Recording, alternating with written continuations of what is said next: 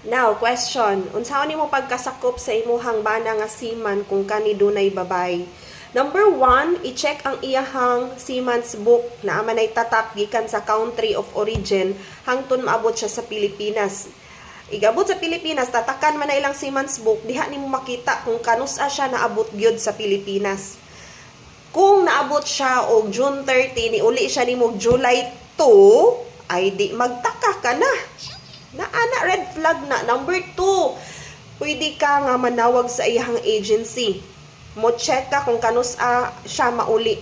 Kung legal wife ka, mutana man na sila sa imong details, sultihan ka kung kanus So dapat legal wife, makabalo ka kung unsay yang agency, unsay number kinsa ilahang crewing. Number 3,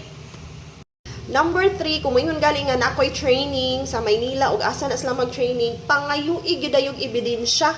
Asa imuhang training certificate, ma-check man na dito ang date, kanus siya ga training. Number 4, trust your instinct. So, naana gani kay kakulba-kulba din ha, nga makain ka nga nung gikulbaan man ko. So, mo na gitawag og woman's instinct. So, instinct na nimo nga murag na may something. So, imuha na ng bana, nga bisyo-bisyo na ma'am. Ayaw kumpiyansa. Unya. Arita sa number 5, ikalima. Muna siya pinaka the best gyud ang number 5, no? Kay bisan pa og wala kay gibuhat, wala ka nag-investigate, wala kanang kampante ra ka ba, no? 101% salig sa imong bana, no?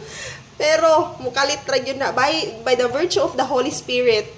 Dili na ang Ginoo manghinan-aw sa tuang mga asawa nga binuangan lang sa tong bana. So mupadala gyud na ang Ginoo natong minsahero or minsahera, no? Muna sila mo storya nato, mo paabot sa balita, mo flex sa kanang panghitabo nga imong bana na ay lain, na ay nakakita baron ya dili man asad sila makonsensya man sana sila nga nakakita sila nga ina imong bana sweet ra ba kay mo sa Facebook, no?